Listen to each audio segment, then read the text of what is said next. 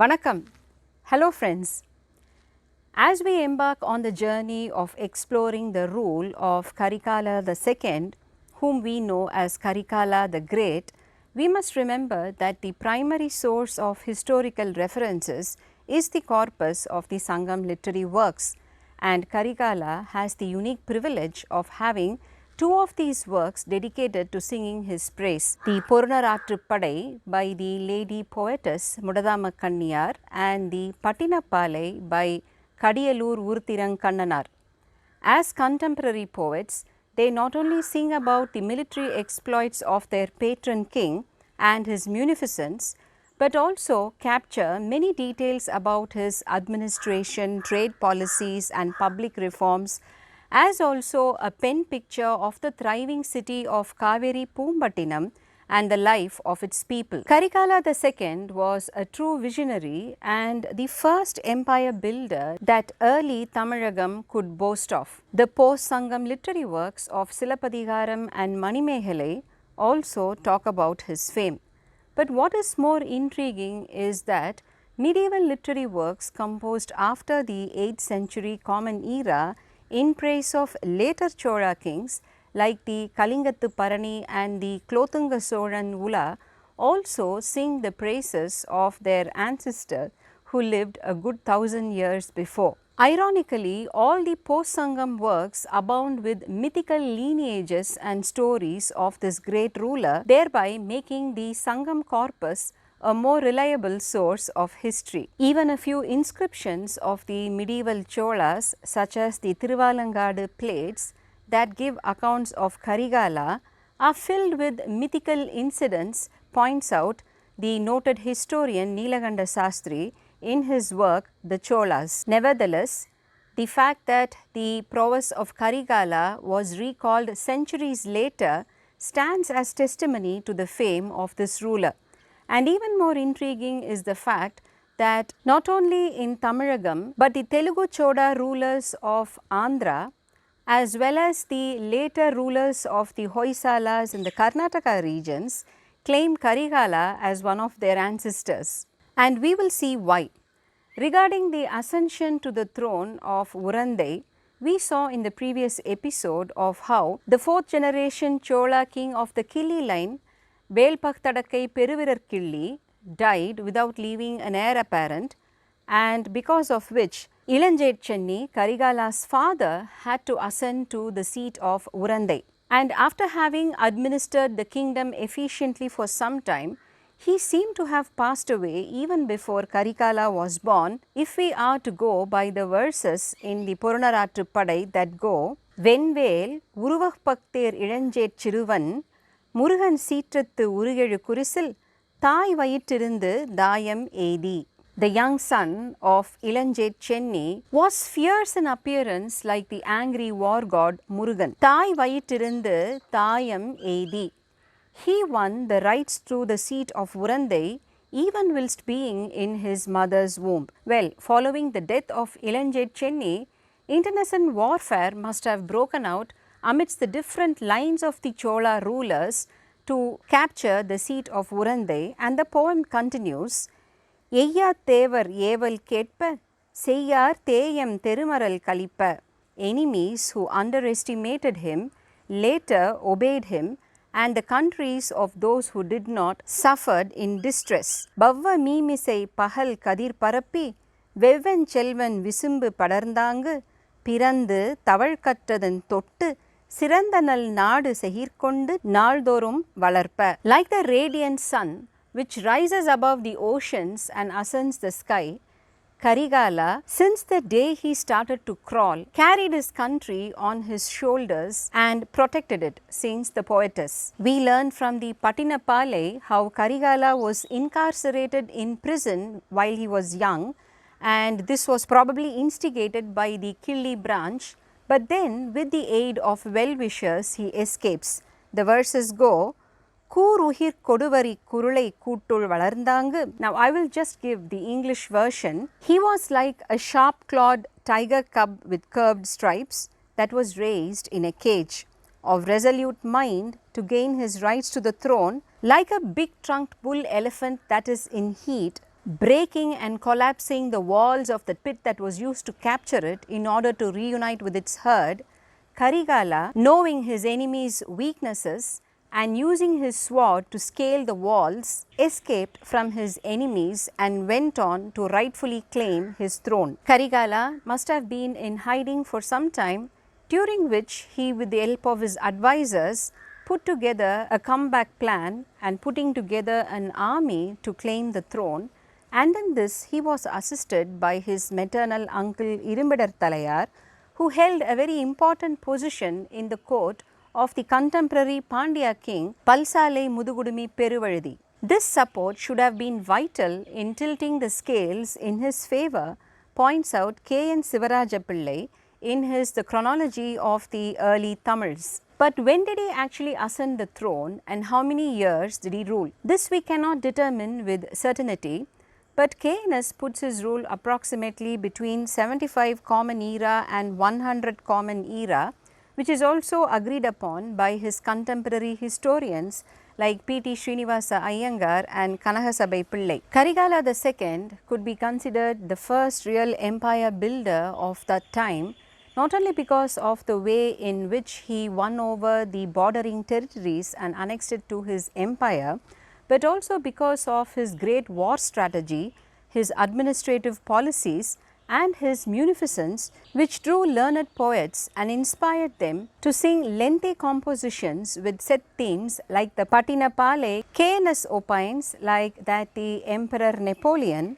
Karikala, surrounded himself with a select company of great warriors like himself to help carry out his conquest plans. Two great commanders in the employ of Karikala Chola, who were bestowed with honorific titles that help us identify them as military chiefs, were Yenadi Tirukilli and Yenadi Tirukkutuvan. By bestowing honorific titles, he won their loyalty and affection. Patinapale gives an account of how Karikala defeated several forest tribes, including Irungovel, a chieftain with some might. Pal Oliyar Panibu Odunga, Tol Aruvalar Tolil Ketpa, Vadavar Vada Kudavar Kumba, Tennavan Tiral Keda Siri, Mannar Mannayil Kaduvum Madanudai Nontal, Matane Mara Moimbin, Sengannal Seyirthu Noki, Pun Poduvar Vadi Pondra, Irungovel Marungu Saya. The Oliyar, a Naga tribe, were humbled and brought under his control. The ancient Aruvalar, who inhabited the Aruva Nadu, which comprised the lower valley of the Pennar, just north of the Kaveri Delta, submitted to him. Northerners lost to him, and Kudakku countrymen, that is the westerners, who could have been the Cheras, also submitted to his might. Tennavan Tiralkeda, the term Tennavan referring to the kingdom that lay south of the Cholas, could have meant only the Pandya land, and they too were weakened and subjugated. King Irungovel was a powerful Velir chieftain who ruled from Konadu, that is identified today with Kodumbalur in Tiruchi district with the help of inscriptions. Karikala conquered him and annexed his territory. He reclaimed the forest kingdom of Arkadu in the north. The Ilayar or Malavar were the other forest tribes subjugated by him. Karikala recruited these fearsome tribes into his army, thereby winning over their loyalty, and this included the Tirayar and the Tondayar. Now, in his accounts, Ptolemy refers to the Tirayar as the Basar Nagos. He points out P.T. Srinivasa Iyengar in his History of the Tamils from the earliest times up to 600 AD. Both Pasalai and Naga, meaning a tender shoot or leaf, the Basar Nagos took their name from this word. From this origin came the name Pallava, which in Sanskrit meant the tender leaf of any plant. So the Pallavas owed their ancestry to these forest tribes. Karikala cleared the forest tracts that he had occupied and made them habitable. Kadiyalur Urthirankannanar sings, Kaadu Kondru Nadaki, Kulantottu Valamperukki, clearing and colonizing the subjugated forest tracts on a never before seen scale. Karikala elevated the forest tribes to the rank of a civilized life, points out KNS. The Pallavas, who rose to prominence a good 3 centuries later, built their empire on the foundations laid by this great king. Parts of these bordering forest regions were occupied a few centuries later by the Telugu Cholas and the Kakatiyas, as well as by the Hoysalas in the Karnataka regions, the reason behind why all of them claimed Karikala as one of their own. Karikala renewed the fortification of Urandai and built new palaces and settlements. The Paripadal sings, Piranganilai Madathu Urandai Poki, Koyilodu Kudi Niriya Vayilodu Puzhai Amaithu. Here, the term Koil denotes the palace of the king. It was under Karikala's rule that Kaveri Pumbattinam rose to great prominence as a bustling trade center, which is beautifully captured in detail in the Pattinappalai. Sella Nallisai Amarar Kappin, Neerin Vanda Nimirpari Puraviyum, Kaalin Vanda Karungari Moodayum goes the poem, showing how horses were imported from Arabia, how sacks of pepper came from the Western Ghats, pearls came from the south, the produce of the Ganges was brought there, so were the produce from faraway Sri Lanka and Burma, and all this was traded on the busy shores of Pattinam. Nalliraivan Porul Kaakkum, Tol Isai Tolil Makkal. These words describe the tax collectors, that is the custom officers, who day and night inspected the goods arriving on the shores of the Kaveri. Note here that the term Nalliraivan again denotes the king. Valiyudai Val Anenginon, Puli Porithu Puram Poki. The fierce and powerful tax collectors affix the tiger crested emblem on the sacks of goods that are lying on the shores ready to be exported. Again, the cosmopolitan nature of the city is also captured in these verses. Moribala Perihiya Padidir Deyathu Pulambeyar Makkal Kalandu Inidu Urayum Muttachirappin Pattinam. People speaking different languages from different nations lived harmoniously in this beautiful city of Pattinam, always in a euphoric mood as if it were times of festivity. Now, what were these people from different nations doing living in Pattinam? Remember, in a previous episode we saw how in the Adichanallur urn burials were found skeletons of multiracial people challenging the archaeologists, till the Sangam literary works provided the answer of how expat populations were also living in Korkai. Now, these ports along the Bay of Bengal were important midway stations where traders from the east and the west, that is from the side of China and the Mediterranean, came with their goods and traded and went back their ways, thereby saving half the travel time and cost. So, to oversee these trade activities, expat traders taking permission from the monarchy should have been living in the ports. Karikala eventually shifted his capital to Kaveri Pumbattinam to have better control over these trade activities. Now, over and above all this, the one great achievement that Karikala is remembered for is that of his act of creating a bund along the river Kaveri. Mentioned time and again in later literary works, this does not find a mention in any of the Sangam works, where as we saw Pattinappalai only says, Kaadu Kondru Nadaki, Kulantottu Valamperukki. The achievement of Karikala raising the bunds of the river Kaveri to prevent flooding, let alone building a dam across it, does not find any mention in any of the Sangam literary works. So, where does it first get recorded? In the Mallapedu plate inscriptions of Punya Kumara, a Telugu Chola ruler of the 7th century Common Era. The medieval Cholas took it forward, and the Leiden copper plates have the words Ponni Karaiganda Bhubadi. These plates, issued by the Chola kings around the 11th century Common Era, are now preserved in the Leiden University in the Netherlands, and hence the name the Leiden plates.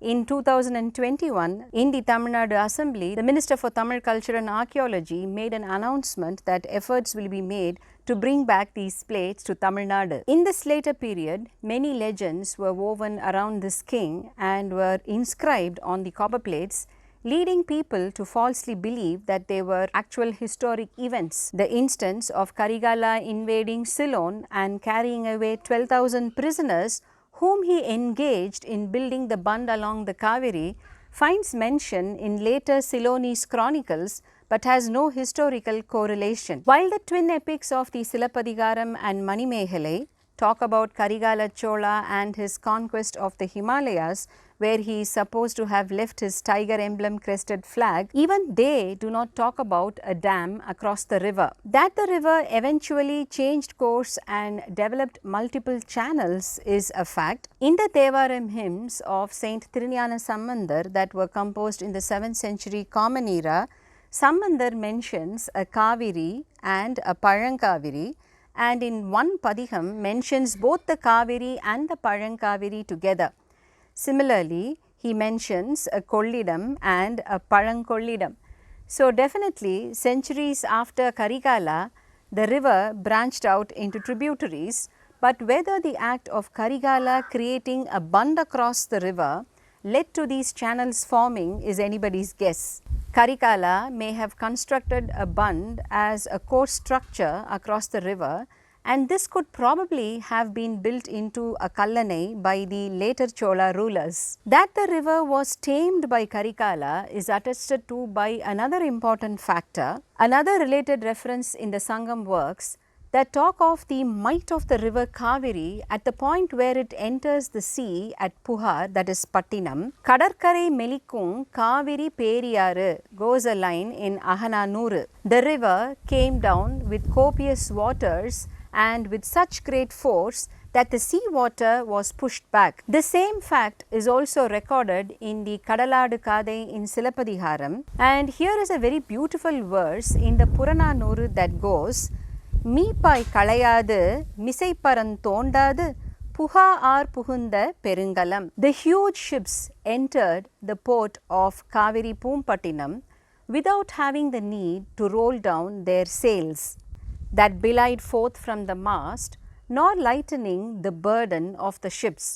Now, these lines indicate the depth and the width of the river at that point of entry, where today the Kaveri has been reduced to a mere channel, a sad remnant of the glorious waterway that it once was during the Sangam age. So, Karikala must have put up some structure across the river that regulated the water flow right up to the point of entry into the sea at Puhar, thus protecting the harbour from the vagaries of the river. Well, the bund that he built definitely helped increase the land that was irrigated by the waters and also helped in controlling the floods, which should have led to the production of grains increasing manifold, earning him the epithet Peruvalathan, the great prosperer.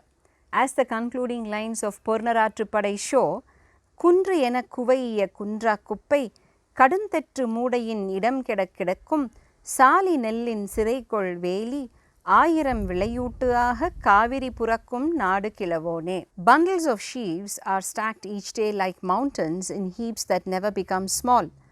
Fine paddy in packed sacks are stacked densely in places protected by fences, growing in thousands of measures in the land of the king, where river Kaveri provides abundance. So, what did the name Karikala actually signify? Well, that is another anecdote for another episode.